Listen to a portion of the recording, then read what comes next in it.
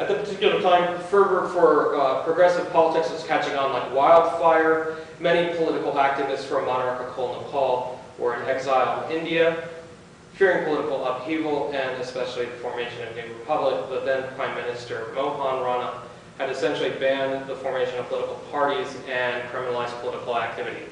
In addition to that, about this time, he's actually sent off the titular king, the figurehead king. He's also been banned because he's organizing, he's running around with the project of Parsha, and they just weren't having any of it. And then they made the formal official king, a 3-year-old or something like this, gets the chased off the royal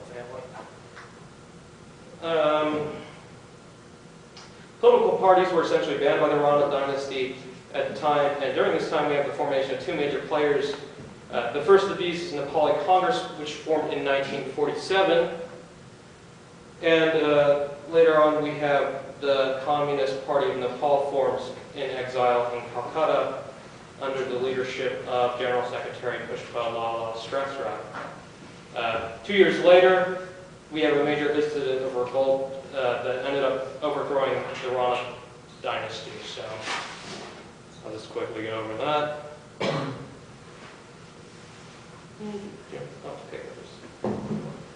The Project Parasad formed a coalition with the Communist Party of Nepal under the designation of the People's Democratic United Front in July of 1951, and had unified pressure against the Rana, who were at the time working with the Nepali Congress, maintaining their stronghold over the Nepali people. The Rana dynasty was essentially really worried that these guys were going to be successful, and so they were kind of working with Nepali Congress to enact, these stopgap liberal reforms, and they failed. So, between the years 1950 and 51, under the banner of the liberation, King Trubhavan led an unarmed insurrection of loyalists, liberals, and communists, and forced their way into political viability. Like most harsh dictatorships, a lot of martyrs were made, and remnants of their sacrifices still observed this day in Nepal. You have, basically, it's a minimal program that these martyrs are celebrated underneath them. It's just like we're overthrowing the Rana dynasty, we're going to have a holiday about it, and that's the way we treat it. The crown is restored. In February 1951, King Trubhavan Shah returns from Indian exile, and in November that same year is pressured the Prime Minister Mohan Rana to resign. No longer the Ranas will maintain the prime ministership. In 1952, in 1952 we have the Rashka Dal Mutiny, leading to the banning of communist parties. Of course, surprise, the king wasn't very interested in liberal reforms either. He just was interested in getting back in power. And so those people that actually wanted to get really progressive, push some equality on, Nepal, was, the Communist Party, and also we have other parties like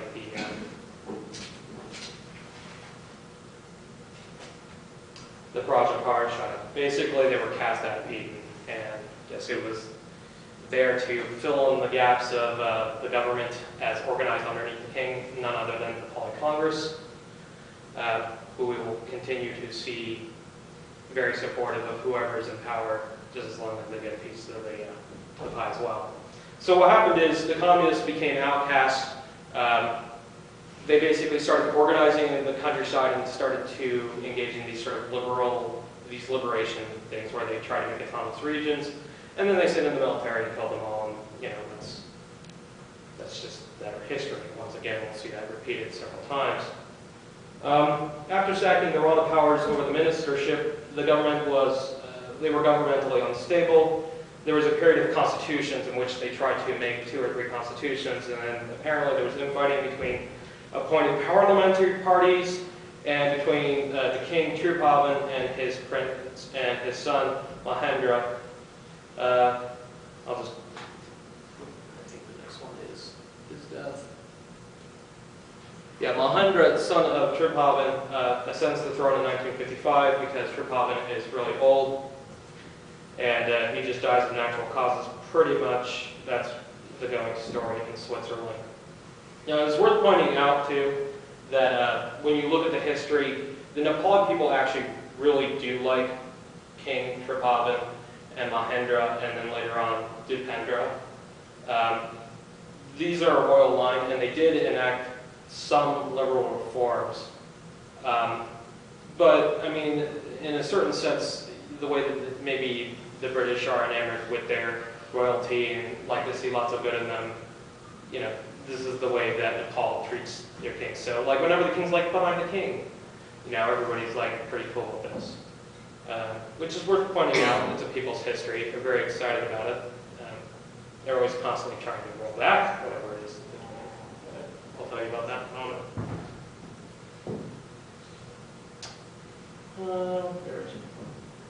Always keep on losing my place. Oh, sensing that a revolutionary potential was in hand, an already fragmentary Nepali communist factions fell into rank under the banner of Nepali Communist Party, which is different from the Communist Party of Nepal, or CPN, which are the groups around today. After the election in 1959, the banning of parties happened alongside the royal re-seizing power of 1961. King Mahendra issued a new constitution in 1959. There was actually the first democratic elections. The moderate Nepali Congress won a sizable majority and formed the new government under the appointed prime minister. After a year of infighting between the crown and the government, he dissolved that. 1959, Mahendra dissolves the government, in 62, and forms the Panchayat, or partyless system.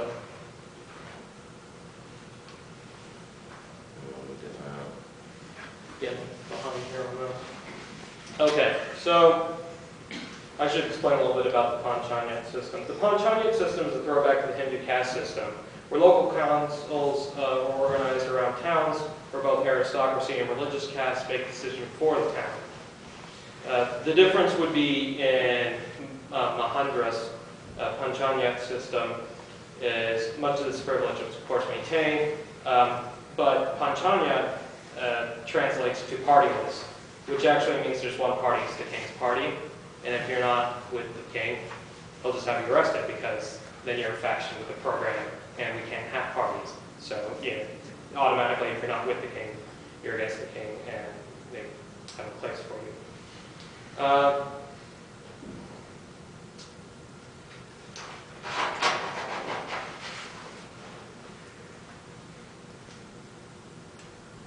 This is where things, you know, start to get a little bit more exciting.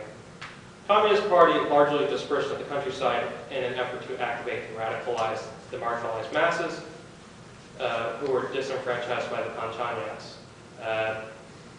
Their culmination of class struggle happens between 1963 and 1973, when they are directly responsible for the formation of committees for groups of students, women's teachers, and Dalits, and basically, instead of following some sort of Leninist strategy of all under one hood, this just kind of completely proliferates, and there's all these egalitarian movements that move up. So, you know, maybe like trans-Judaism and things like this as well. But also what might look familiar in terms of identity politics and whatnot. This comes to a head in 1973 when the military suppresses the Nepali communist groups. They have a Naxalite-style campaign of violence and terrorism, and they get put down, and the communists are basically shut down for a little while longer. Mahendra's throne was succeeded by his son Birendra in 1972. By the late 70s, the throne was feeling the pressure of democratic reforms, and in 1980, in 1980, the king held a referendum with two choices: either a multi-party parliament system or the continuation of the old Panchayat system with some liberal reforms. They won by a slim majority, and the king produced the moderate reforms. So, you know, what I was talking about, how people love the king. He makes lots of, you know, promises to them, and that's, you know, they get it. So he actually did make the sort of liberal reforms, but it wasn't enough for them.